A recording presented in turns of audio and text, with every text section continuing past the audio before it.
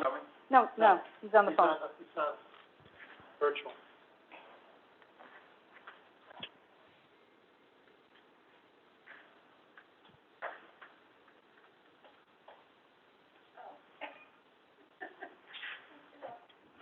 You can take the front row. He doesn't have to sit in the cheap seat.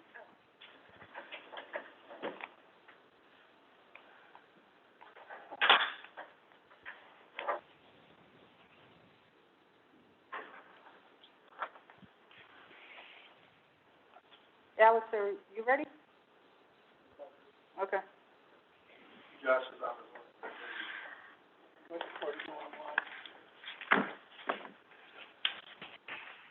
What? Who are we waiting for? I'm not sure. Commissioner Radomski, are you there? Commissioner Ticky? Commissioner Ticky's on. Thank you. Commissioner Laskos, are you there? Present. Thank you, Peter. John, we know, is there. Commissioner Commissioner Radomski, are you there? Okay. How about John? You're still on. Yeah, he's on. He's on. Yep, I'm here. Yep. Sit tight.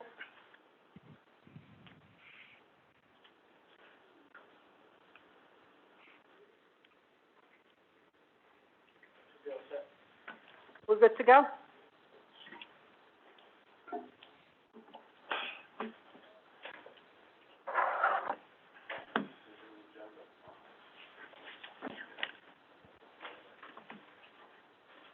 Is everybody ready? Yep. Good morning, everyone. My name is Virginia Harger. I'm the chairperson of the Shelton Planning and Zoning Commission. Today is Tuesday, May 11th, and a special meeting of the Shelton Planning and Zoning Commission is hereby called to order. This meeting is categorized as a special meeting as it's being held at a time other than when our regular meeting was to take place. And the list of regular meetings are filed every year in the town clerk's office. Would everyone present in the auditorium please rise for the Pledge of Allegiance? And I invite all who are participating remotely to do the same.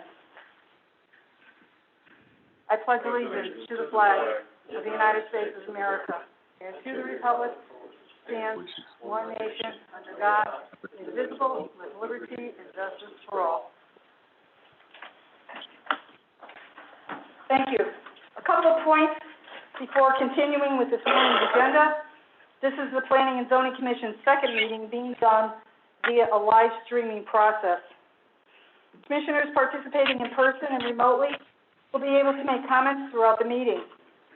So that we are not all talking across each other and our recording secretary is clear as to who is speaking, commissioners are asked to please say Madam Chair and then your name. As soon as the chair recognizes you, you are free to speak. Please be aware that you may hear an echo. Commissioners participating remotely are asked to be aware and remember that microphones on computers will pick up ambient sounds which will be heard in the auditorium throughout the PA system, including movement of papers, phones ringing, and conversations if others are in the room. So if at all possible, and you have the ability to do so, please mute the audio on the computer.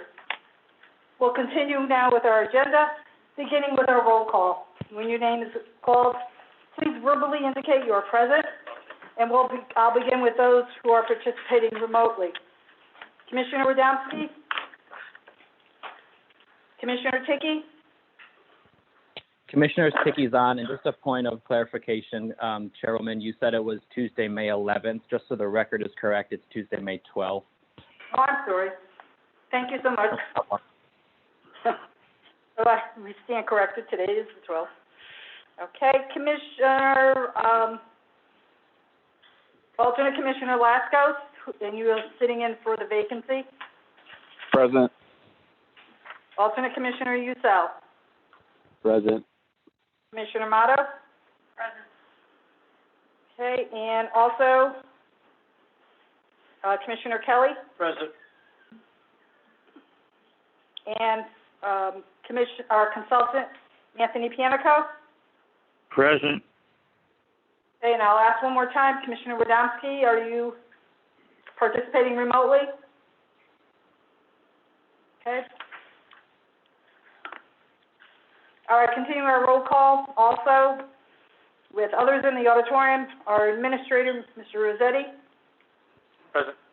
our assistant administrator and CEO, Mr. O'Neill, Present.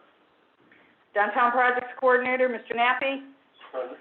our recording secretary, Sarah Vanassos, and myself, Commissioner Harger. So we'll begin with agenda item 4, an update on commission positions.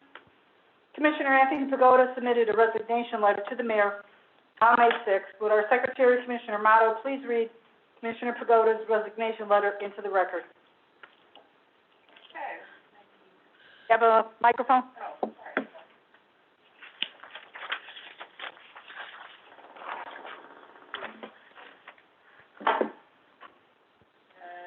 He said this letter is dated May 6th to Mark Loretti, dear Mark, it is with a heavy heart that I tender my resignation to Consultant Planning and Zoning Commission effective immediately. It has been a pleasure and an honor to have been elected to the Planning and Zoning Commission and to have served as a consultant for over 25 years. I have enjoyed working with you from the beginning of your administration. You have done a phenomenal job growing our community and making Shelton a model city. Alma and I have decided to relocate to North Carolina. We will miss Shelton and wish the Planning and Zoning Commission and staff much success and the best of luck, especially during this trying time. I have truly enjoyed working with all the commissioners over the years. I will miss being a member of this hard-working commission. Thank you. Is there a motion to accept Commissioner Pagoda's resignation letter with regret? I'll make a motion to accept this resignation with regret. Motion on the table from Commissioner Kelly. Is there a second? Second. Second from Commissioner Motto. And just a quick roll call. Commissioner Kelly? Aye. Commissioner Motto? Aye. Commissioner Ticky? Aye. Commissioner Lascos? Aye. Okay, thank you very much. And the chair votes aye. Chairwoman, Aye. point of information, this is Commissioner Usall. Will I be seated in place of Commissioner Wodomski? Oh, I'm sorry. Let me ask one more time. Commissioner Wodomski, are you participating?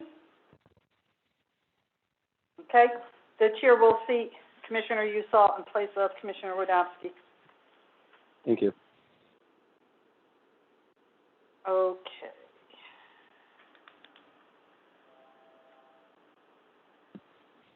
All right, I'm sure that, as I started to say, the commissioners and staff will join me in expressing our thanks to Commissioner Pagoda for his many years of service on the commission and in wishing he and his wife well in the years ahead. As Commissioner Pagoda was chair of the zoning subcommittee, and that is an appointment by the chair, the chair appoints Commissioner Elaine Maddow to the position of chair of the zoning subcommittee. And as Commissioner Pagoda was also vice chair of the commission, we need to elect someone to that position. Is there anyone who would like to make a motion to nominate someone to be vice chair?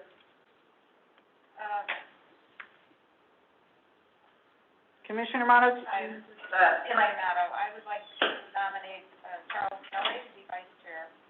Okay, there's a motion on the floor from Commissioner Motto to nominate Charles Kelly for vice chair. Is there a second? Did I hear something?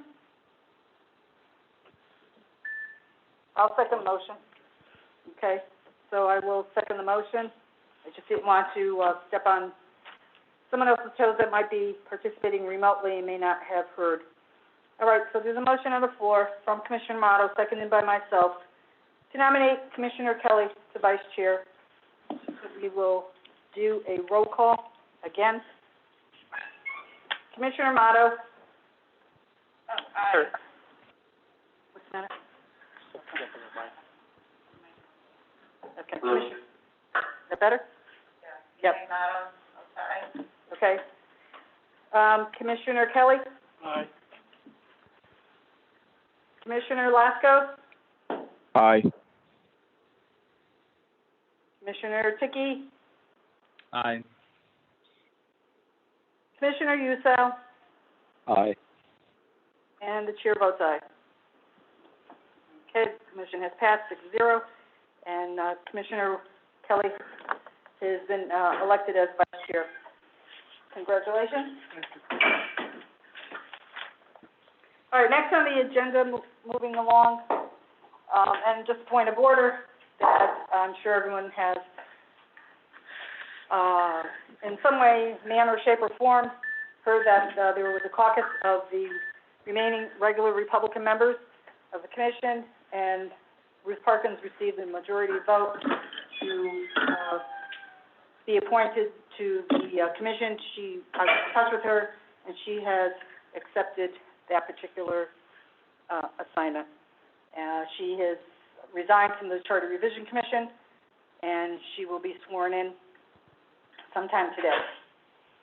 All right, so moving on to the next item on the agenda is applications for certificate of zoning compliance. First one is application 4303 Archer Sign, 110 Commerce Drive, for a sign. And Mr. Vassar, you are here to make a presentation on that, please? Yes, I am. Brian Vassar with Archer Signs. How is everyone doing? Fine. We're just with normal calls. Okay, so, everyone have a good time? If they don't have paper copies, they should be able to pull them up on the Okay. city's website. So this is the CX Pharmacy, which is just adjacent to Griffin Hospital, and we're just emulating the same type of sign that Griffin has, which is channel letters on a raceway. The raceway is painted to match the background of the building. So, so that it, somewhat has some continuity there between the two signs. That's it. There's two of them. There's one facing, one direction, and one on the front, and one on the side. Okay, so this is to the left of the main doorway, Yeah. in the back of the building. If Starbucks here, Mm-hmm.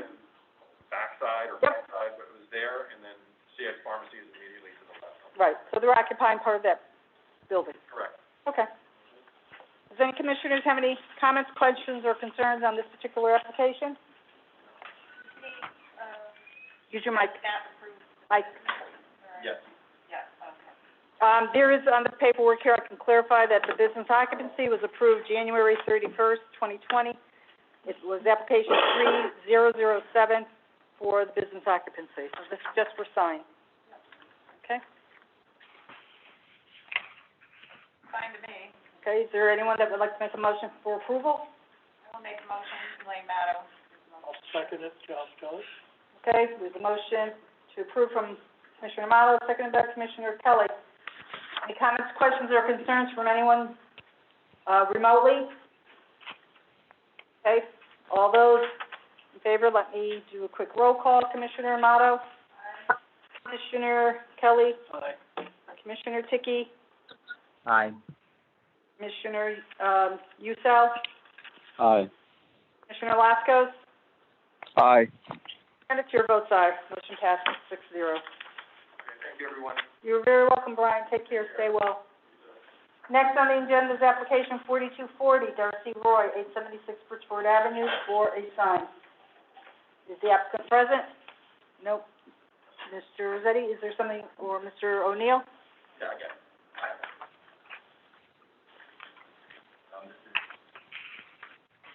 Got it, hold up, Chris.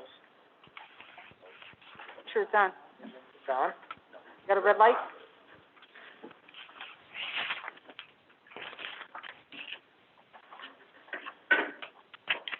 This is for Connecticut in the Shelton Square Shopping Center. The business occupancy was approved. I didn't make a note on it, but we did approve the business occupancy at the staff level last week. This consists of a wall sign that says Connecticut. There's a little overhang sign underneath the walkway to match the other businesses, same exact style, and a candle in the monument sign with the white background, so they all look pretty beautiful.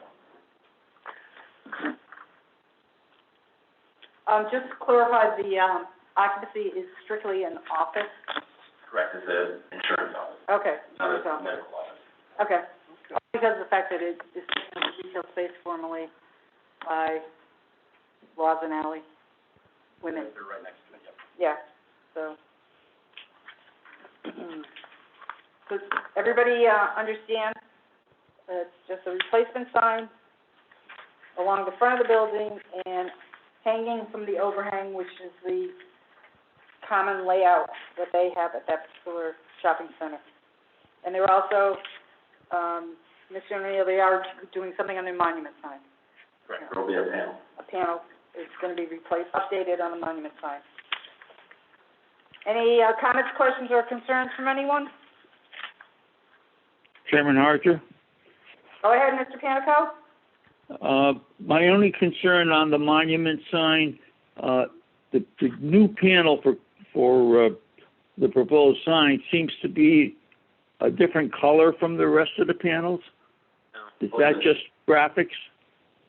I believe that was done just to make sure we would see where it was, just to illuminate it a Okay, little bit better. So the background will be the same as all the other signs, Yes. panels. Mr. O'Neill, he's indicating yes. Okay, thank you. For clarifying that, asking us to clarify that. All right, so is there a motion to approve this particular replacement sign? Make a motion to approve. Okay, there's a motion to approve from Commissioner Amato. Is there a second? Seconded, Charles Kelly. Seconded by Commissioner Kelly. And on a roll call, Commissioner Kelly, Aye. Commissioner Amato, Aye. Commissioner Dickey, Aye. Commissioner Usel, Aye. Commissioner Lascos, Aye. and the chair votes aye. Motion passes 6-0. Next is application 4241, ABC Sign for 865 River Road.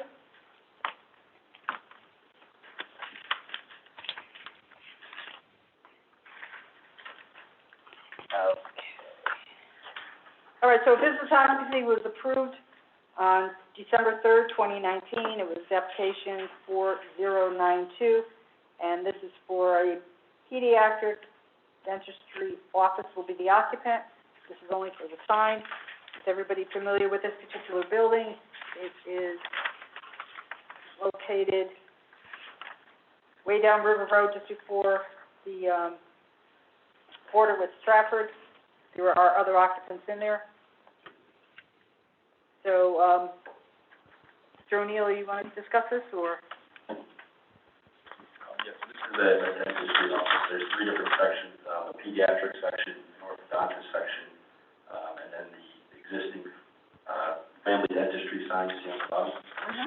So these 2 applications in a row will be for, 2 wall signs, both for the pediatric, wing of the dentistry and the orthodontic. They'll be on the brickwork, on the front of the building on either side. Is this occupant, going to be on the second floor? I believe so, yeah. Okay. All right. And maybe we should also spend time, because it's the same building, same address, same, elevation, is application 4242. And if you look at the rendering, you'll see that pediatric dentistry is for the right side of the building, on the second floor in the brick area. And, My Smile Orthodontics, which is the applicant for application 4242, and the business occupancy. That particular business was approved December 3rd, 2019. That is on the left side of the building. So there's like a left tower and a right tower. So, anything to add to the My Smile? So you're looking at 4242, correct? Yeah, It's just a single sign up on the wall, okay. on the left side. All right, so there's a balance there on this particular, these 2, applications. They sort of, Madam Chairman, yep, go right ahead, Mr. Panico. the sign, the pediatric sign stays within the limits of the windows above it and below it, whereas the My Smile sign extends slightly beyond the limits of the windows. Is it possible to reduce the length of the My Smile sign so as to be consistent with the other one and stay even with the edges of the windows above and below it? There is the notation on the elevation that the My Smile area, that left to right portion of the building is 242 inches, and the one on the right is only 208, and I do see what you're saying. Mr. O'Neill, did they happen to, indicate why they wanted to do the one a little bit, on the left a little bit bigger? It's just to keep it in proportion with the face of the building? I'm not sure on the specifics of that. I think Larry's here. He might be able to answer some of those Oh, questions. I didn't realize that. Okay. This is, Great job, Josh, thank you. all right, so, sir, identify yourself for the record and explain your, connection with this project. Larry Bork with ABC Sign Corporation, Okay. representing both My Smile Orthodontics and Pediatric Dentistry. Mm-hmm. So we'll get the explanation right from the. There's an existing dental office in that building, so now we're gonna have a trifecta of 3 dental practices. Mm-hmm. To address the issue that was just raised, if you notice on the rendering that we have for My Smile Orthodontics, Mm-hmm. you'll see that the windows on the left side are larger than the windows on the right side. Therefore, the placement, the bottom of the orthodontics is not equal with the bottom of dentistry, but there's really no way to do that. Yeah, it was the left to right, it extends on either side, so that can't be reduced somewhat to keep it. It still wouldn't allow us to lower it because of We're the. not talking. No, we're not talking about height, it's width. Width. Between the windows. Pediatric dentistry, as Mr. Panico pointed out, the left edge and the right edge of the signs line up with the left edge and the right edge of the windows above it and below it. Okay, I misunderstood. Yeah. I thought he meant that. No, not the height. I was higher, No, above the center. Yeah. so that's what Mr. Panico was asking. Is that possible to reduce the overall size of the My Sign orthodontic sign so that it is, how much are we talking about, really, how much of an extension on either side is that? Enough so that you can visually see it. Yeah, we definitely can on the, elevation, that's for sure. Mm-hmm. Mr. Well, I would, Go ahead. prefer to keep it at the 175 inches if we can, because it's still within the current, Shelton sign regulations, and although they're not completely equal, they are 2 different businesses, and I think that, reducing the length of the My Smile sign would, make it look a little awkward. Okay, and, Commissioner Kelly, you have a comment? Yeah, I was just, Use the microphone. I'm sorry. As you can see, orthodontics is within the parameters of the upper windows. I would think if it could be the same size as that, I think that's what Tony's talking about. Mm-hmm. Is that possible? That would be I mean, how much, a what are we? considerable, reduction. There's a nice symmetry between the window lines and the signage, that occurs on the right-hand side, and it would be desirable to preserve that symmetry on the left-hand side. Right, and Tony, it would be the same, probably the same length as orthodontics, no? Well, or they can just proportionately shrink the entire sign, whatever they feel is significant. It wouldn't matter if the orthodontic side was slightly shorter in length.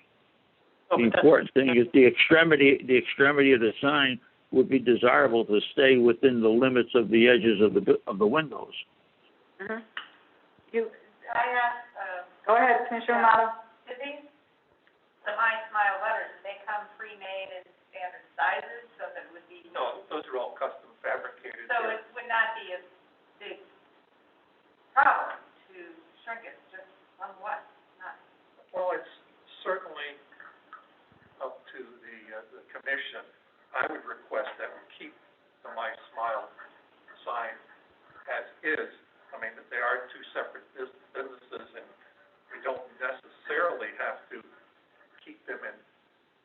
exact sizes because the left side of the building is a bit larger than the right side of the building. It's an aesthetic consideration. Right. What is the proportion that you have of wall coverage on the Smile sign with the building facade?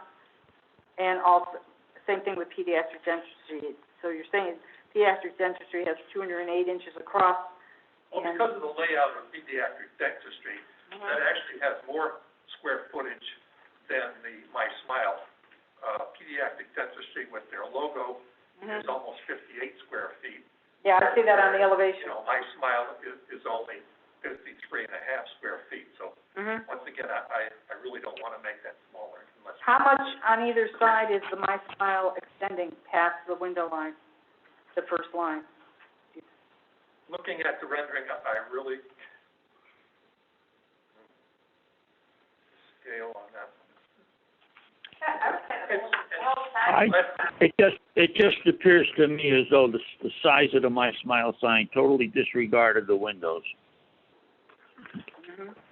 Mr. Bork, do you remember how you Yeah, that's came up with probably that? true because we did not design it to stay within the left and right-hand side of those windows. We're trying to get them, you know, the maximum size sign that, you will allow, and I believe it is. Well, you know, it's If the commission, if we had predetermined the limits of the sign panels on this building, as we sometimes do in the course of approving the building, the limits would have been the edges of the window, so. It's right on each elevation. For instance, on the pediatric dentistry, the sign is 149 inches long, and the available space is 208 inches. And on the My Smile, its sign is 175 inches wide, and there's 242 inches available. So who's got a calculator could do some percentage? Yeah, we're talking about 12 inches to either side. Overhangs the. So you're extending a foot out on either side. Does that seem reliable? I know you're doing a little calculation here, Mr. Rossetti. So My Smile is, It's 26 inches, longer than the pediatric. Yeah, I know that. It's just, Foot on either side, right. what's the percentage of the facade it's taking up? The percentage is not what's important. The aesthetics of looking at the front of the building and seeing the sign on one side that observes the limits of the windows, and the sign on the other side that just ignores them. Yeah. But do we have something in place? Tony, Mr. Pango, am I incorrect? Did you bring up, at the time that this building was approved, we did not put in place what the limitations of any signage could be on those two towers? You know, at the time, I would think it was logical. I don't recall any limitations being imposed. Yeah, and because of the fact that at that time, we had no idea that we were gonna have an application a couple of years down the road like this. Right. And I personally, quite frankly, I suspected we never thought there would be a sign there. yes, absolutely. So, I personally don't feel offended by this. Well, I have very strong feelings about aesthetics, and I have expressed those on other applications and proposals. I don't find this particularly offensive. I will, go along with the rest of the commission if they feel that it needs to be reduced proportionally so that it does fit within the parameters of the windows on the left. That's fine with me. You can't just have the My Smile line reduced because to me, that's their logo, and the two of them have to work together. So, maybe, we would vote on these separately, but maybe we could, if other, commissioners that are participating remotely don't have any objections, we can go ahead and vote on the pediatric dentistry one, which is not, doesn't seem to have any issues. If I might, Madam Chairman. Yep. On the My Smile portion of the sign, if we are to decrease that by 26 inches, that would jam the letters together. You notice the spacing between all You proportionately reduce everything. You make it smaller, it's We're not suggesting you take the same size letters and just squish them together. Yeah, he's saying proportionally reduce it all. That's what, Yeah, okay, but I think that would look too small, okay. but it's up to you. All right, well, let's know what 5%. what the concerns are about application 4224. Now we see the two of them together. Let's go now and finalize what we're going to do on application 4241, which is the pediatric dentistry. Open for comments from any of the commissioners. Do any of the remote commissioners have any questions? Doesn't hear like there are. Any of the commissioners here present in the auditorium have any questions about the signage for pediatric dentistry? No? Okay, is there anyone that would want to make a motion on this application 4241, pediatric dentistry? Madam Chair, this is Commissioner Ticky. I'll motion for approval. Thank you, Commissioner Ticky. Motion to approve from Commissioner Ticky. Is there a second? Second from Commissioner Kelly for approval. On a roll call, Commissioner Ticky, Aye. Commissioner Usel, Aye. Commissioner Lascos, Aye. Commissioner Motto, Aye. Commissioner Kelly, Aye. and the chair votes aye. All right, so that one has been approved. What I was going to suggest is that perhaps, unless someone has a better idea, that we approve application 4224 with condition that they work with staff and bring back a new rendering that would show a reduction, and proceed like that. Does anyone on the commission have any other thoughts or suggestions on that? Yes. Go ahead, Commissioner Kelly. I just want to know one thing. The colors for My Smile, is that a standard logo of theirs or what? Yes, it is. Mm-hmm. Okay, so the green is standard and the orange is standard, or the tan, whatever it is. Right. Okay. They would, Well, would they accept to put it all blue like the other one? The orange is just the raceway. Yeah, no, I'm just That saying. would match the color of the building. Right. Oh, Yeah, on their letterhead, they don't have that. Right. No, it's just the My Smile with the three circles and the, Would they orthodontics. Would they be in favor of changing the smile from green, like whatever the color it is, to blue? Probably not, because that is their logo, Mm-hmm. and with logo protection, that they like to keep it the same. I mean, it just, color in their- that kind of makes it look unbalanced too. Well, it's their corporate identity. Yeah, I mean, how green is it versus the blue and it's like a royal blue and some, I mean, I'm sure you have P&Z color or something or other yes. to identify these. So the three circles, it looks like it's a very, the type of logo will look like it's a person's face with a smile. I mean, that's what it's supposed to represent. Okay. So, but, does anybody? Once again, before you make a roll call on it, Mm-hmm. I would very much like to keep the size the way it is, because if we reduce it, it'll look like a pretty small sign. It's not gonna be, That's a pretty big sign, come on. the building, it's a much larger, wall area. I would respectfully ask that you keep the sign, the sizes. Excuse me, for. Commissioner Kelly, go ahead. Overall, it is 44 inches, that's almost 4 feet. I mean, that's not a small sign. That's in height. That's not, I know, but that's not a small sign.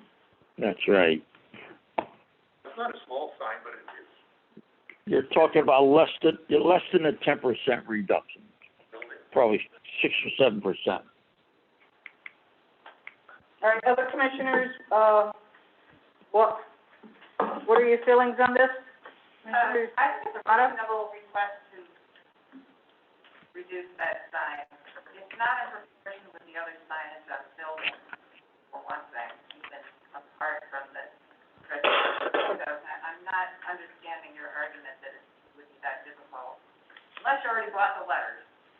So, No, it's not so much that, it's just the appearance, because we have to yeah, I know you're going for the biggest sign you can get, which, Yeah. you know, you're going with that with your customer, I understand that, but, I don't think it would be. And it is smaller, it is a smaller Pediatric sign. dentistry has way smaller letters than these would end up being, just to reduce it by that small amount. Smaller letters, because of their logo, it's actually more square footage. Well, we're really not talking about that. But they do have to keep within regulations, which We also have, is a call for that. also PDD, Well, I tell you what, then, if I could work with Alex on this one, I'll show him a rendering, with the edges, not going past the windows, and let's see if he agrees with me that it would be too small. We'll work together on that. All right, but I think we have to have a motion to table, and, we would have to come back to commission Yeah, sure. for final approval. So is there a motion to table application, and I misspoke for it's 4242? I'll make that motion. Okay, there's a motion to table from Commissioner Kelly. Is there a second? Second from Commissioner Motto. On a roll call, Commissioner Kelly, Aye. Commissioner Motto, Commissioner Yusa, Aye. Commissioner Lesko, Aye. Commissioner Tiki, Aye. and the chair votes aye. So application 4242 has been tabled, and you will work with, Mr. Zeddy, and then we will see this, on an upcoming meeting. Thank you, Mr. Bork. Now, I had also applied for a sign permit for 887 Bridgeport Avenue, but I didn't see that on today's agenda. That one was all taken care of because of the approval from the DOT. Okay, good. Thank you very much, Jeff. All right, next on the agenda is application 4242, 874 Bridgeport Avenue. Palm and Abel, whoops, hold on. And, this is an application for a sign. I'm not sure everyone understands the location of this, but this is taking over the storefront, the space that was formerly occupied by Rods and Alley. So this is the second occupant of Shelton Square. I don't know if anyone took the time to figure out what Palm and Abel means or what it is, but Palm and Abel is connected to the Kennedy Center, and this would be a facility for them to be able to have some retail space. They do operate a thrift store, down in Stratford on the hill down behind Bridgeport Hospital, but, this is an expansion of this. They have been doing pop-up stores over the Christmas season. I saw some, social media posts on that.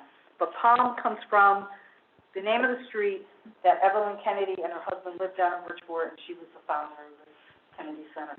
The Abel part, I'm not sure. So, Mr. O'Neill, do you have some information on this, or Mr. Zeddy? Yes, this is a pretty straightforward sign. When was the business occupancy approved? The business occupancy for this was approved, on last Friday, I believe. I didn't get a chance to make a note on this particular application sheet. It's just the letters are the same size, height, I should say, as the previous Rosinelli, wall sign. This does not include a panel in the monument sign. I understand that the owner of the plaza will come in to apply for the monument sign at a later date. So this is just for the wall sign. And no hanging sign in front of the door? Not that was presented, no. Okay, so that might show up. All right, does, any commissioners have any questions on this particular application? Yes, I do. Commissioner Kelly has a question? The night view, is that right? On the night view, it's all blurred out? I believe it's just a representation of the lighting. Looks like it's like Blurry. you're looking at it in a fog. Is that correct? They're internally illuminated with a white LED light. Yeah. the blurriness is just the representation of the actual light coming from the sign. Okay.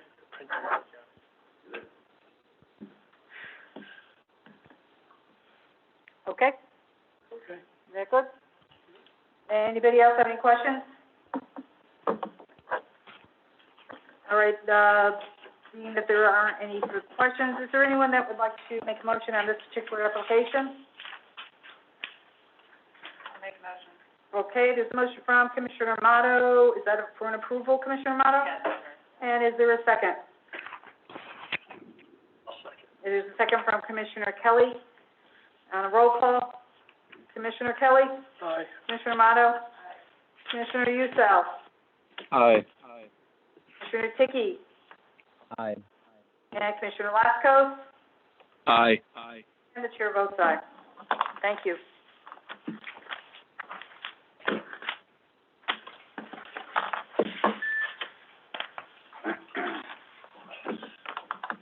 Next, on the agenda, we're moving on to old business. Application 1921, Dominic Thomas for SCP Shelton LLC, AA Shelton LLC, AA Shelton Investor LLC, 710 Bridgeport Avenue. Petition for a zone change from an office park district to a planned development district. Development of 340 market rate and affordable units with parking, offices, light industry, and warehousing uses, also present on site. So, let me just give you a timeline here. We accepted this particular application back on August 13th, 2019, and we set a public hearing for September 25th, 2019, with the caveat that all materials were received by the Planning and Zoning Commission 1 week before and not submitted the night of the opening of the public hearing. So on September 25th, we did open the public hearing. We heard the applicant's proposal. The commission unanimously voted to keep the public hearing open to October 23rd. On October 23rd, we continued the public hearings. We heard the applicant's proposal from Realty Concepts representative and a traffic report. We heard from 8 members of the public. There was a unanimous vote to keep the public hearing open by the commission. On January 29th, 2020, the applicant's representative indicated that they had reduced their units. Excuse me for a minute.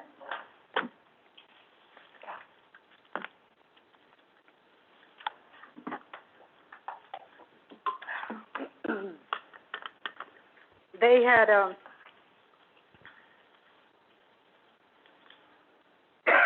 reduced their units to 272, 10% of affordable category in 4 buildings. And again, we voted to keep the public hearing open.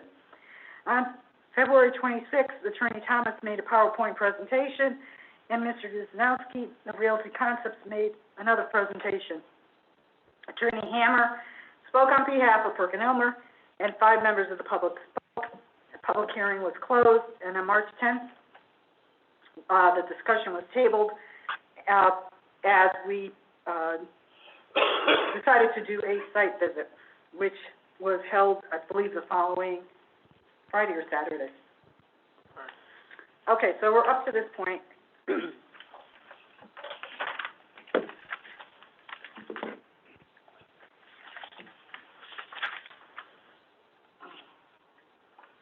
a minute.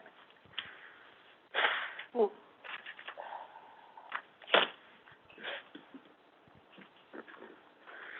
So this math makes it all crazy. So this is a petition for a zone change from an office park district to a planned development district. It proposed a multifamily residential apartment development. An initial development concept plan submitted illustrate the proposal. Right now, I don't feel it's necessary to discuss the particular concept design and layout aspects of the proposal, but as certain commissioners have expressed a desire to make some general observations relating to both zoning and concept plans, I'd like to offer the following comments. And following those comments, commissioners are more than welcome to weigh in. So I can summarize these particular concerns as follows.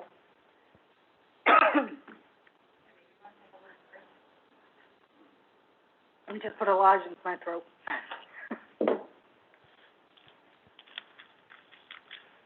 You know, you're supposed to walk and talk at the same time.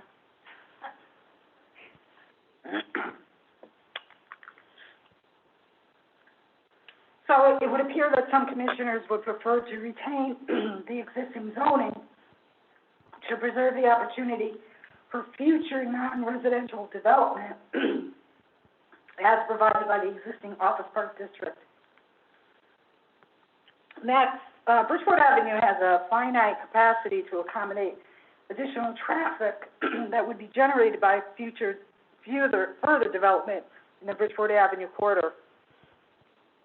We are not aware of any comprehensively planned road improvements except those mandated by major approved developments which have not yet been implemented or completed.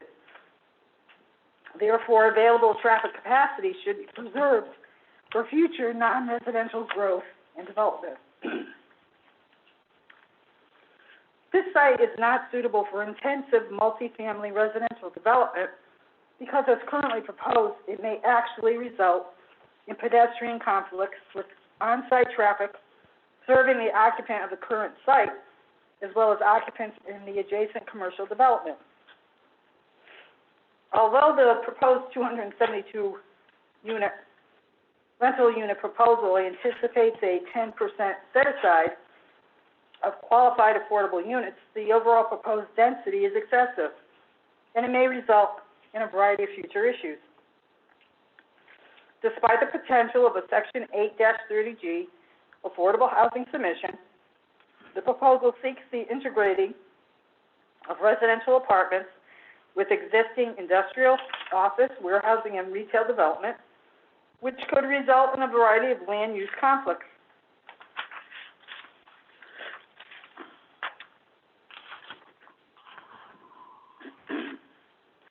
Currently, there's a substantial amount of existing and proposed rental apartments serving the Bridgeport Avenue corridor, and the full impact of approved but not yet constructed units cannot be properly assessed at this time. It's important to experience their potential impacts prior to approving additional units. And also, I feel the Commission is concerned about the potential negative impact that significant additional apartment development in the Bridgeport Avenue corridor may have on apartments proposed elsewhere in the city, especially in the downtown area. There is an existing and strong concern in society that we do not yet know or totally understand how the coronavirus COVID-19 pandemic may affect the future market demand for high-density, multifamily apartments as proposed. We do not yet know what the potential drawbacks of such development might be. Obviously, and we acknowledge, the marketing information provided was prepared prior to any knowledge of the pandemic. So these are my thoughts on this particular application, and I'll open the floor to any commissioner that wants to express any of their concerns. Chairwoman Harger, this is Commissioner Tickey. I would agree, and I think the site is much better suited as an office park or non-residential development. I think it is much too dense, and I disagree with the idea of a zone change to a PDD along Bridgeport Ave, particularly for residential uses. And some commissioners have talked about the impact of the apartments on downtown. The fact of the matter is that there is an impact on the amount of apartments that come online along Bridgeport Ave and what it does to our focus on downtown. We haven't always agreed with other developments along the Bridgeport Ave corridor that have impacted or will impact downtown, but I'm glad to see your comments point out that that is an area that we should think about as we are looking to focus on and grow our downtown with residences that are being built or coming online to be built. So I am not in support of this zone change for application 1921. Okay, thank you, Commissioner Dickey. Is there anybody else that would like to offer any comments? Yeah, I'll, Commissioner, Motto? yeah, I, appreciate your comments and your analysis, Jenny, which I completely endorse. I went on that site visit, did not have a feel at all for, housing. That area is definitely an office park kind of a campus, and I think that's what it should remain. So I don't see a zone change at this time. I was on the commission when we did approve the mark, completely different piece of land, and the apartments there are not mixed with other uses, and they have made a good faith effort over 10 years, as was reported to us, to market that property for some commercial use without any success. That's been, a successful project, but this is not the same kind of a plan or project here at all. Madam Chairman. Okay, thank you, Commissioner Motto. Commissioner Kelly, like to be recognized? Yes, I also agree with the other two commissioners, not only because of what it is, but the safety of people within the adjoining areas such as Split Rock and so on and so forth.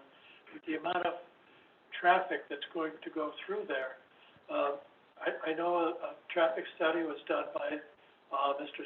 David Sullivan from Malone and McBroom, but he only indicated that going in peak hours is 100, going back is 120. But, if you, and probably that he got from studies and all, but if you logically look at it, you have 272 units. So even if you divided that into, say half the people coming in and out, but no, and that was what the indication of the traffic flow would be. But no one really took into consideration of which I counted, 415 cars within the parking lot at that time. So you not only have the additional amount, you have the people going in and out of work, you have tractor trailers going in and out because of loading docks. You're basically building a unit or units within a parking lot. So I would not vote for this. Thank you. Okay, thank you, Commissioner Kelly. Any other commissioners participating remotely want to comment on this particular application? Commissioner Lascos. Go ahead, Commissioner Lascos. As noted, the other comments on the multi-issues, but also the disconnected design of two different sections of a apartment complex cupping an industrial site is ill-conceived. Okay, very good. Good point. Commissioner Yusuf, do you have any thoughts that you want to convey? Yeah, I just want to echo the sentiments and say that the two residential buildings cupping the industrial building is ill-conceived. What was the last part? The two buildings by the industrial, or what now? Ill-conceived. Ill-conceived. Okay, thank you very much. Okay. All right. So we've each had a chance to convey our thoughts on this particular project. Is there a consensus that we would direct staff to formulate a resolution for denial of application 19-21? Commissioner Motto, are you in favor of having Yes. a resolution to deny? Need a motion? No, it's just I'm looking for consensus. Commissioner Kelly? Aye. Yeah, we are not doing a motion, it's just you. Right, You exactly, have right, our agreement to have a resolution for denial developed. Okay, Commissioner Dickey, do you have, are you part of the consensus to have staff develop a motion to deny? A resolution to Yes. deny? okay? Yes, Commissioner, yes. good. All right, Commissioner Lasco? Yes. Okay, and Commissioner Usel, are you a part of the consensus to have our staff develop a resolution to deny? Yes. Okay. Chairman Hartman, Go right ahead, Mr. Panico. you've lodged an awful lot of information into the record. If the commission feels comfortable, they could take an action, even without me preparing a formalized resolution. It is one apparently of denial, so you don't need to worry about touching all the bases, dotting I's and crossing T's. So if you feel comfortable, you could act based on the record you created tonight, this morning. I think, It's up to you. We can do it either way. while that is definitely an option and something that we could pursue, I think it would be worthwhile for us to have you prepare a resolution to have Okay. it formally. All these points that we have are stated. I think there's some very valid reasons for this particular application not to go forward. Okay. Unless anybody has any objections, do we need to discuss application 1921 any further? All right, hearing none, we will move on to our next, to new business.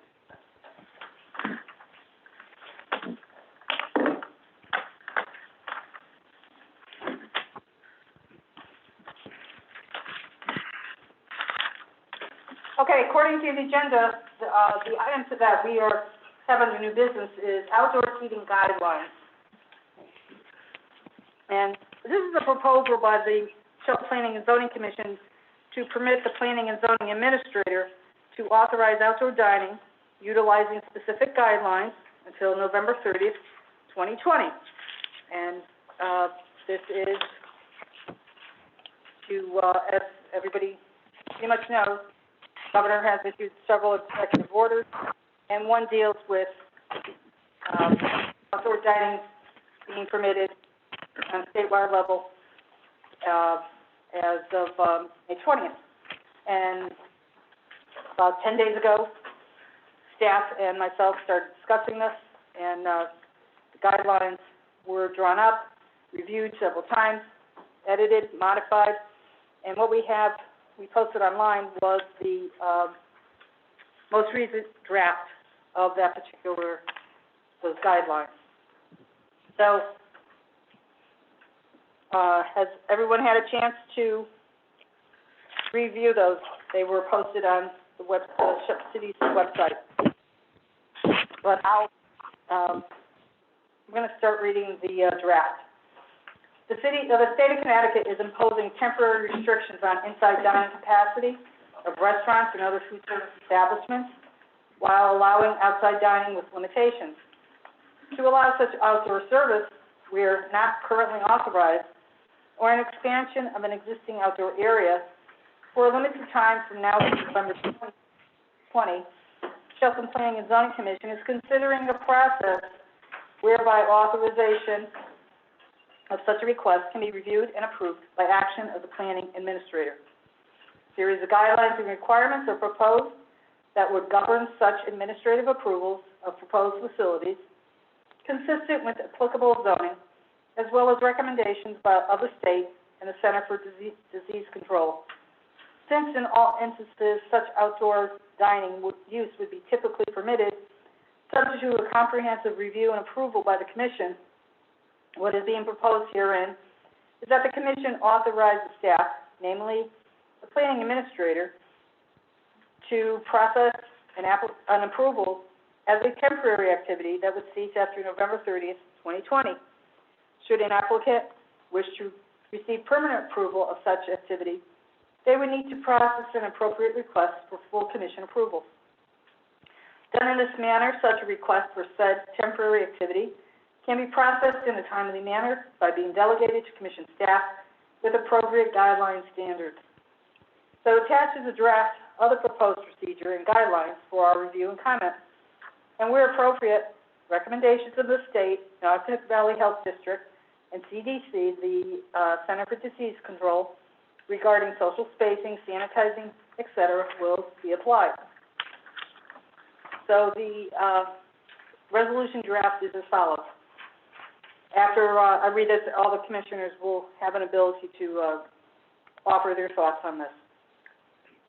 And it reads, for a temporary period of time terminating on November 30th, 2020, the Shelton Planning Administrator or the Planning and Zoning Commission may administratively approve an application for a certificate of zoning compliance to establish or expand a temporary outdoor dining area as an extension of any approved food service establishment, subject to the following. Number one, the outdoor dining area shall not be located within any city or state right-of-way unless an approval is obtained from the Shelton Board of Aldermen, and where applicable, CONDOT. If proposed to be located in or on a public sidewalk area, not less than 5 feet of unencumbered public walkway width shall be preserved. Outdoor dining shall not encroach upon any designated fire lane.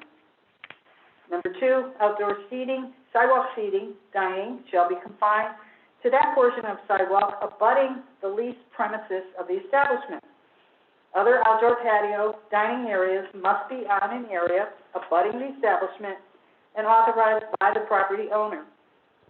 Such outdoor patio dining facility may only be authorized to restaurants and other food service establishments who currently provide indoor sit-down service. Such outdoor dining areas shall be no greater than the established indoor dining area. All outdoor patio and sidewalk furniture shall be observable, whether it's in materials, and conform to the applicable City of Shelton fire codes. On public sidewalks, such furniture shall not encroach within the minimum required public walkway area. Where deemed appropriate, table umbrellas are allowed, providing they are removed and stored indoors overnight. All umbrellas and other furniture shall not contain advertisement of any kind.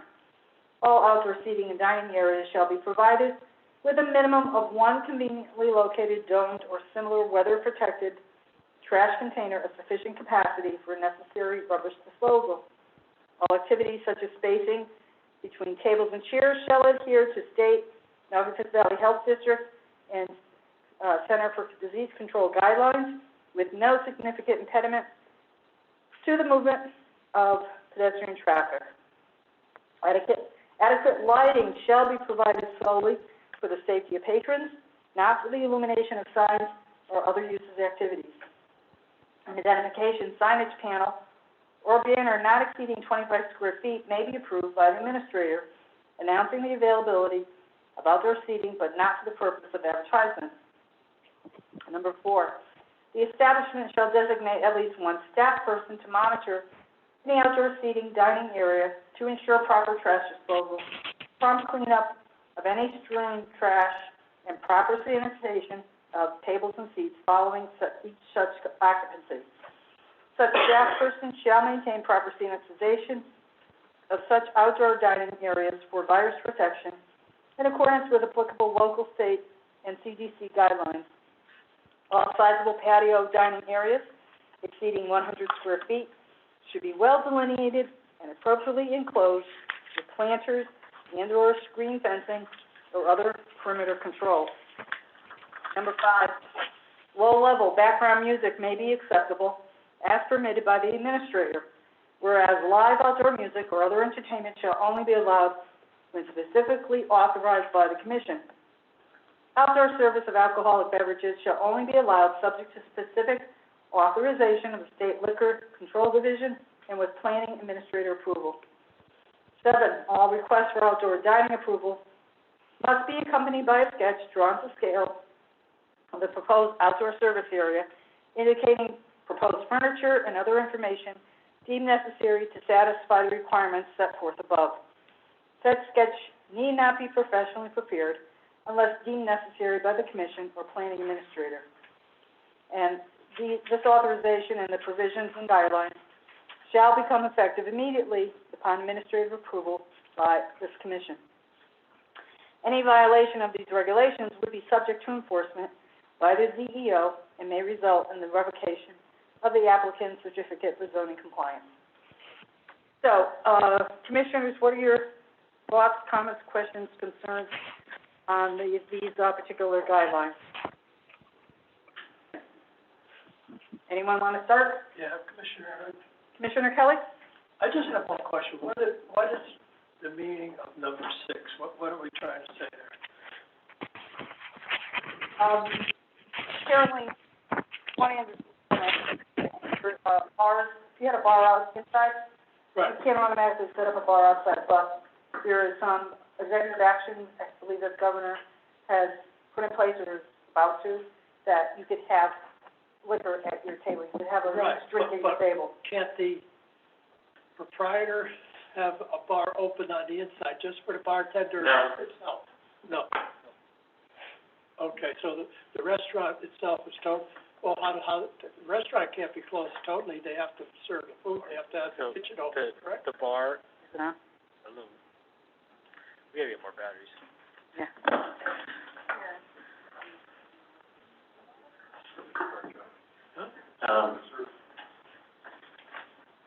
So, staff, including myself, have read through both the state, procedures as to release from the governor's office about restaurants outdoor only, which was published last week.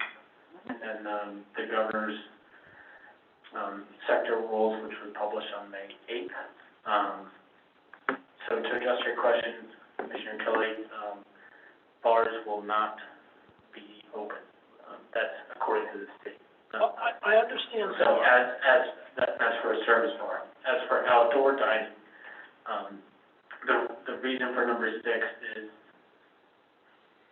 to allow a business with a liquor license Right. to apply to have their liquor license be continued outside upon approval of the state and with zoning authorization, because part of a sign-off for a liquor permit, typically under normal circumstances, is to also have zoning sign-off. Okay, because, see, I would think that, I understand the bar would be closed as far as patronage, people sitting at the bar. But if drinks from the bar to the outside had to be made, I wouldn't know why the bar itself with a bartender would not be appropriate. Yeah, the service part of it will be open, but they'll have to bring those drinks and cocktails outside, That's what I'm saying. assuming they have the permit for it. Hang on one second. Well, is it, The state will come into play. The Liquor Control Commission requires a specific permit from them. Yeah, that's right, but don't a lot of them have it already? I mean, you have like anyone that has, like Bosse's, for an example, they have an outside patio. Yeah, but this is more, So, This is people trying to generate outside, correct. okay. So for restaurants that already have existing approval They're on outdoor patios, okay, they are okay. all right, This is for, okay. Now I understand. given the circumstances, if I'm a storefront restaurant and I don't have a patio. Right. And I would like to continue my alcoholic services outside, this is giving them the ability The ability to do that, what a special permit. Ken, is there anything you'd like to mention? Yeah, I did, talk to the, commission. Charlie, part of this is they don't want temporary bars set up outside, Okay, so that people are there to drink and not to eat necessarily. right. So that's the purpose of it originally. The governor is also, this week, considering saying that if they have a liquor license inside, that automatically will allow them to, serve outside with no other expansion permit. But that's under consideration with the governor, and he's gonna make up his mind this week to do that. In the meantime, if there's an expansion, then they need to apply for a special permit in the state. any other commissioners have any comments, questions, or concerns? This is Commissioner Ticky. I would just add, I think it's a good policy to offer businesses who are having difficulty at this time to be able to work within these guidelines to offer some food and services to Shelton residents, and appreciate the time staff took to put this together. Thank you, Commissioner Ticky. Anyone else? I would agree with those comments, Mr. Ticky, and kind of anything we can do to help our restaurants, I don't like to get that.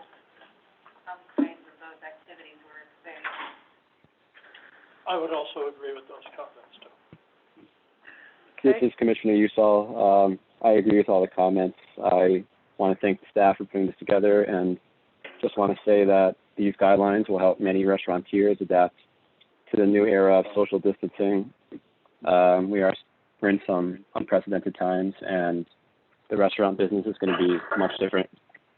So thank you to the staff. Okay. Anyone else? Okay. Not hearing anyone else, is there someone that, would like to make One other, a motion? do we have a way of publishing this information so restaurants?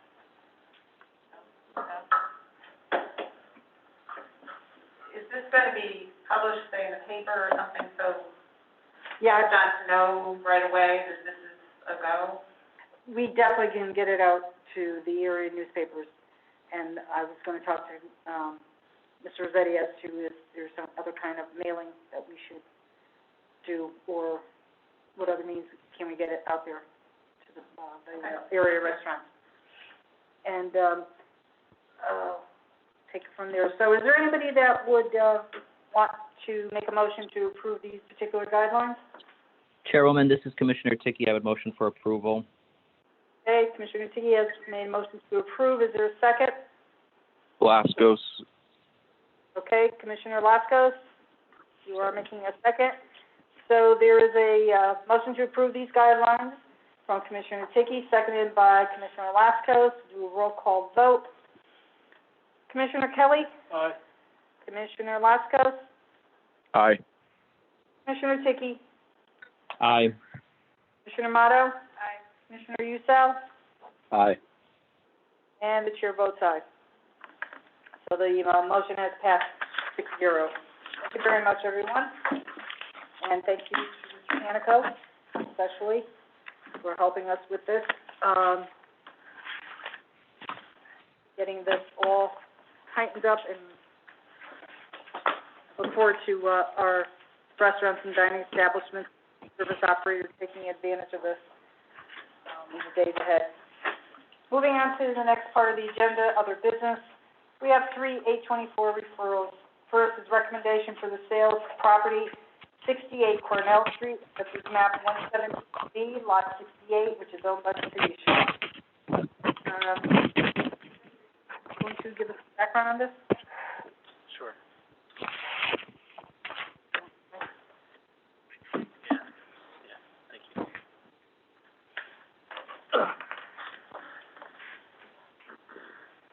Hello, everyone. The mayor's office has given us, 3 E24 referrals. 2 of them are for, the purpose of selling the property to put them on the tax roll. I'm not sure of the total reasons behind this, but obviously it would definitely help generate some cash flow, given the current state of affairs. The first property is located at 68 Cornell Street, just kind of down the hill from us. It's a vacant piece of property currently owned by the city. It's 0.7, a little over 1/10 of an acre, and they're looking to sell it. That's item number 1. Let's just deal with that one. Sure. Okay. This particular, piece of property is now used for off-street parking. And, years ago, when Berry School, I believe, was in existence, that was, an overflow of parking. So, any, commissioners have any comments, questions, or concerns about this 824 referral? This is Commissioner Ticky. Chairwoman, you said that this property is currently being used for off-street parking? Yeah, if you drive down, Corm Avenue and you look at the corner of Cornell and, Corm, you'll see the lot, and you'll probably park up there. I don't know whose cars they are, or, but I have noticed this in the past. I believe it is one of the sites that the, city has included in its parking count. Mr. Nappi, you did, a survey on that. Do you have some updated information on that? Yeah, there was nothing official for public parking, there's no signs, it was just gradually used by the people that live in the area and park their cars there.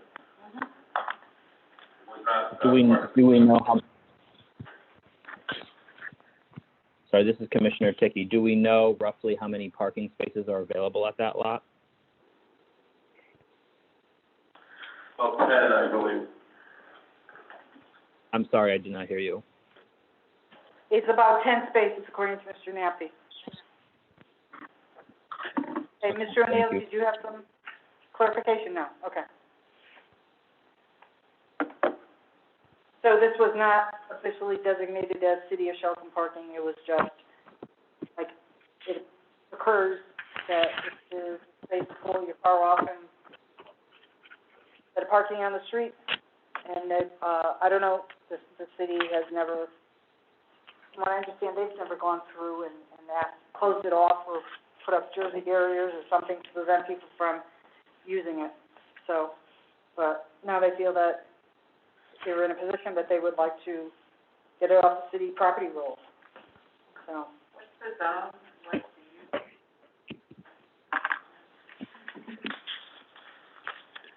Mr. Rossetti's looking for his paperwork for that. The zone is a R3 zone, which would be for, residential uses. Mm-hmm.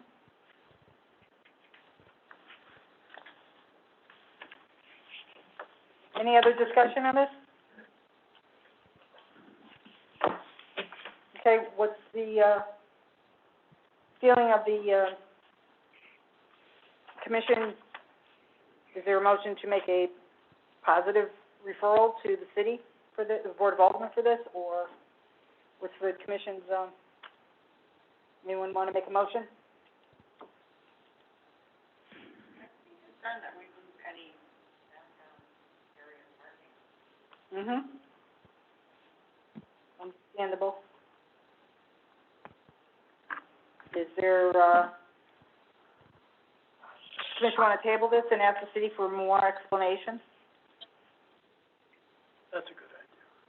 Commissioner Kelly? This is Commissioner Ticky. Yeah, I would agree. This is Commissioner Ticky. And when I think of this parcel, I also think about the chronic issue of parking in downtown that we've talked about. And I think it would be good to get an update about where we stand with some of the downtown subcommittee items like signage for parking, lighting on the parking lots, if we are going to take these 10 or so spaces offline and we continue to see small parcels like this being taken offline, an update about the signage and lighting for other existing parking that's in downtown. The only thing I could say in the city's defense is just human nature being what it is,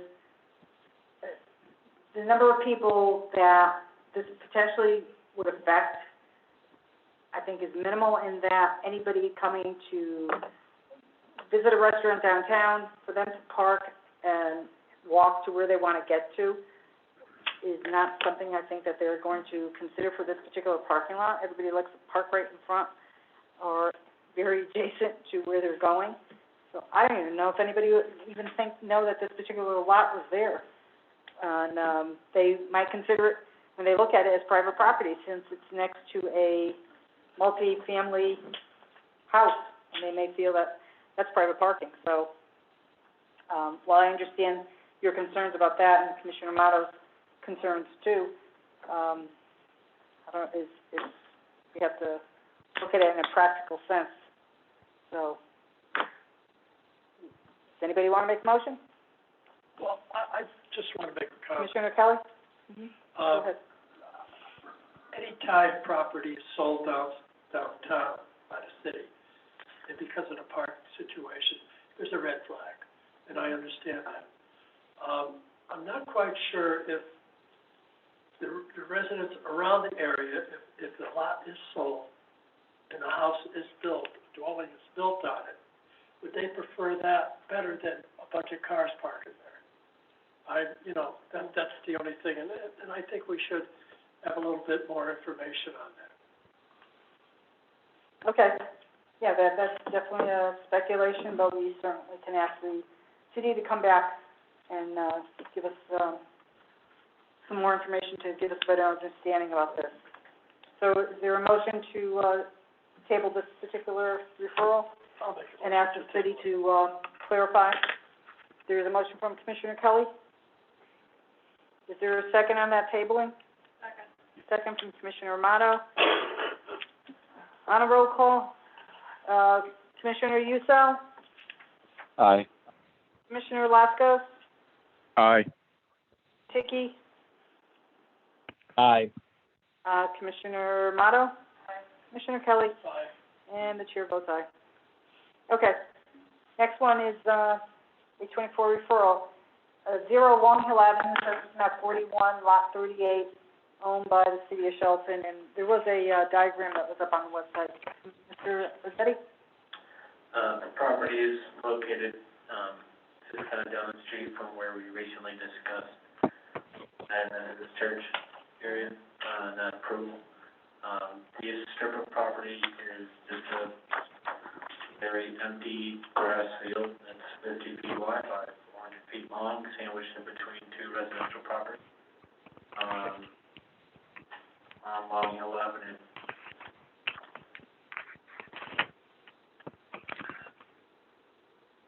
So would it have any, just have enough for an R1 No, house? I think the way this would likely, and I don't have this for its fact, but, I would assume the neighboring properties might be interested in purchasing the land. It would not conform to really any lot standard. Either the neighbors would have to sell off land to create a building lot, or they could purchase it to add to their existing lots. Knowing that if they added that property to their, lot, they're going to be paying more in property taxes, so they'll understand that. Anybody else have any comments? Yeah, this is Commissioner Tiki. I would like some more information on this. The report from the mayor's office says that it is just a strip of 50 feet in width and 411 feet in length. But there's other maps that are publicly available, and more recently, the chair of the Conservation Commission sent it, I think, to all members of the commission this morning, but these are also publicly available. I want to ensure that this strip of land is really just that. The 0 Long Hill Avenue address is somewhat misleading because I think it's in the 500s, and is it connected to this larger 30-acre piece of land? And I think that strip of land was there for connectivity to the open spaces that are across the street. So I would like some more information with this, and I'd be interested to see if other commissions who may be meeting remotely or able to provide some guidance might have anything to say about this as they have with other referrals that we've taken up in the past. Okay, thank you, Commissioner Tiki. Anybody else? All right, does anybody want to make a motion on this particular? I would do that to get this license. Okay. I think that's a good point from Commissioner Tiki, and I would concur with that suggestion. Mm-hmm. Okay, anybody else? So is there any commissioner that would like to make a motion on this particular 824 referral? This is Commissioner Tiki. I would motion that we table this and get more information and encourage if the Conservation Commission would like to provide any advice as they have with other projects and referrals. Okay, is there a second to that particular motion? Commissioner Usall? Okay, Commissioner Usall, thank you, but Commissioner Amato weighed in beforehand. I think we have a little delay, but that's okay. So, motion on table, to table the referral for 0 Long Hill Avenue, by Commissioner Tiki, second by Commissioner Amato. And a roll call, Commissioner Usall? Aye. Commissioner Lascos? Aye. Commissioner Tiki? Aye. Commissioner Amato? Aye. Commissioner Kelly? Aye. And the chair votes aye. And the third referral is 45 and 0 Grove Street, Census map 106, lots 21 and 32 respectively, currently owned by Henry Joseph Huxley. Mr. Rossetti?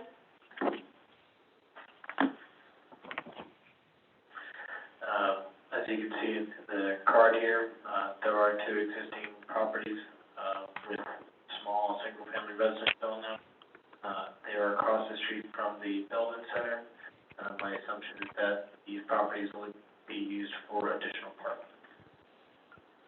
Okay, this particular piece of property that's, across from the Belden Center on Grove Street, connects to Grove Street, and then it continues back, and it actually abuts the Helen DeVoe Apartments, property. So, any, commissioners have any comments, questions, or concerns?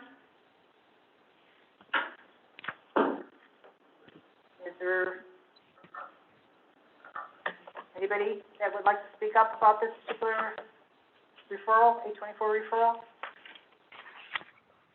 Okay, is there anybody that'd like to make a motion on a favorable referral to Board of Aldermen? I'll make a motion. Okay, there's a motion from Commissioner Kelly. Is there a second?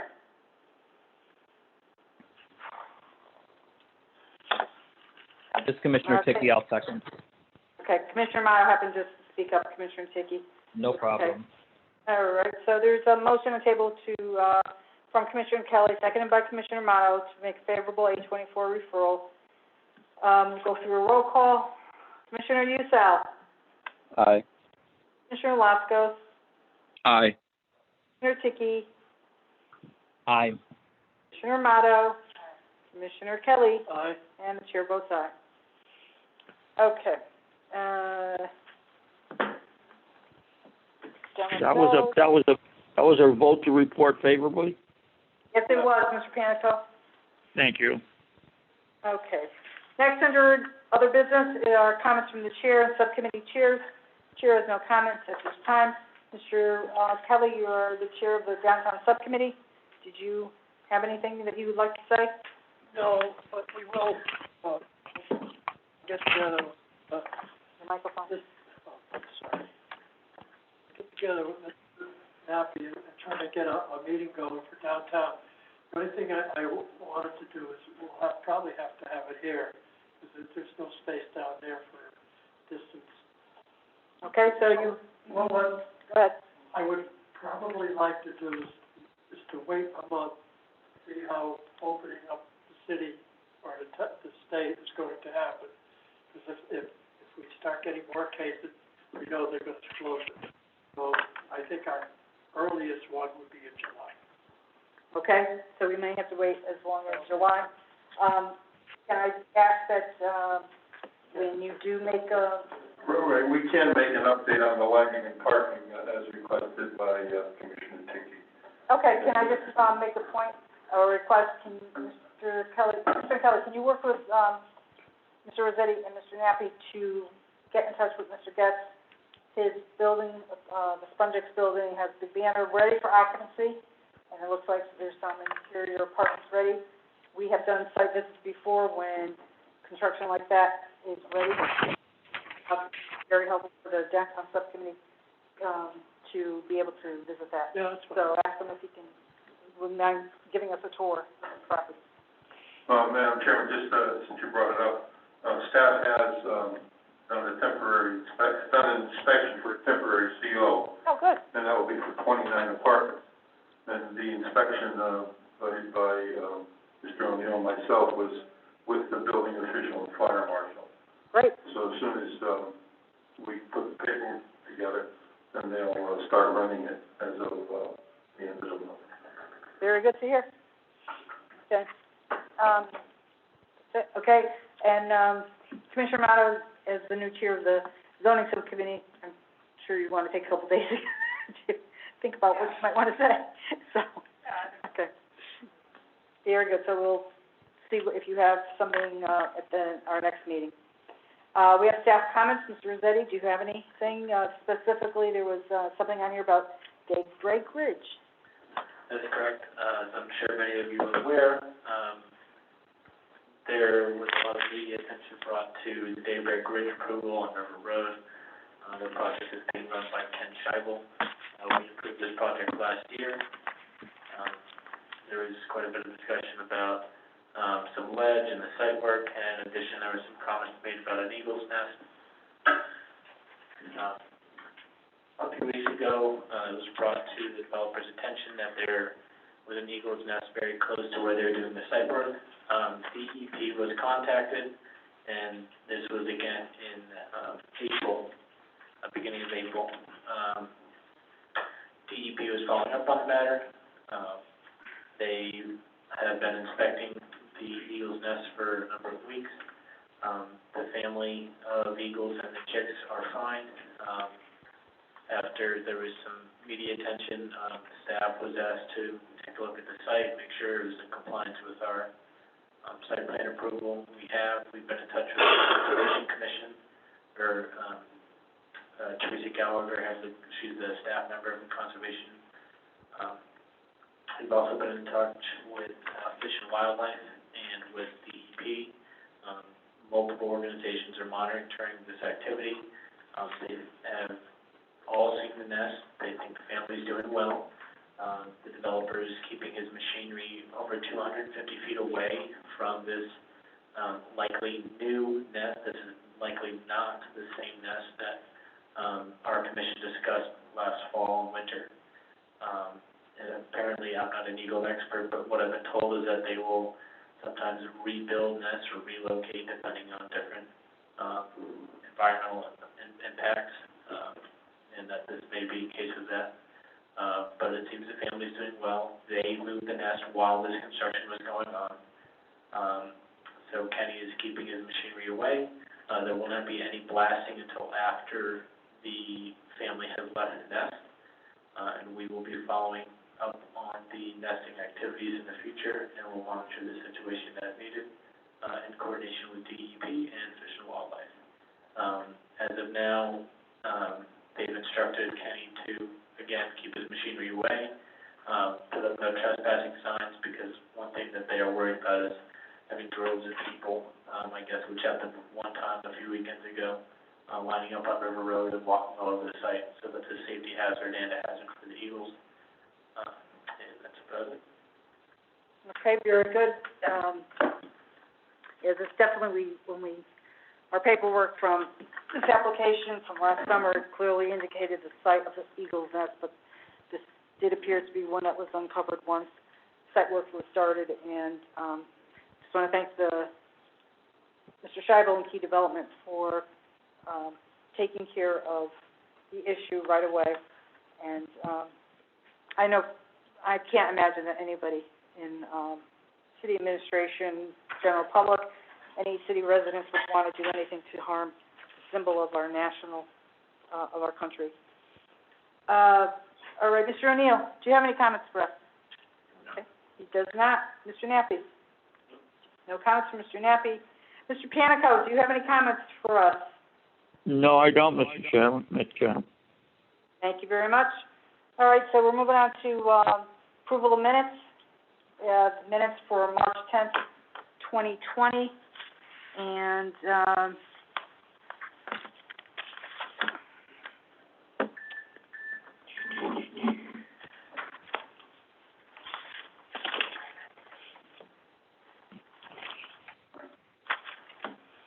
I read through them and I had no comments about these, no corrections, no questions. So, does everyone, any commissioner have any other comments about the minutes for March 10th? Is there anyone that would like to make a motion to approve these regular meeting minutes? I'll make a motion. Okay, there's a motion to approve March 10th regular meeting minutes from Commissioner Kelly. Is there a second?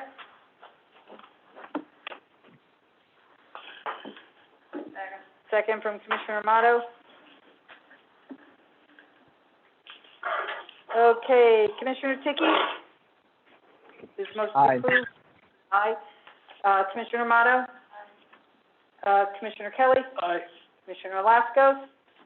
Aye. Commissioner Usel? Aye. And the chair votes aye. So those minutes are approved. Staff will be, do you have hard copies of the next series of minutes, April 23rd? They're online. They're online. Okay, so should we print them out? That concludes all the business on the agenda. Is there a motion to adjourn? Make a motion to adjourn. Motion to adjourn from Commissioner Kelly. Is there a second? Commissioner Amato has seconded it.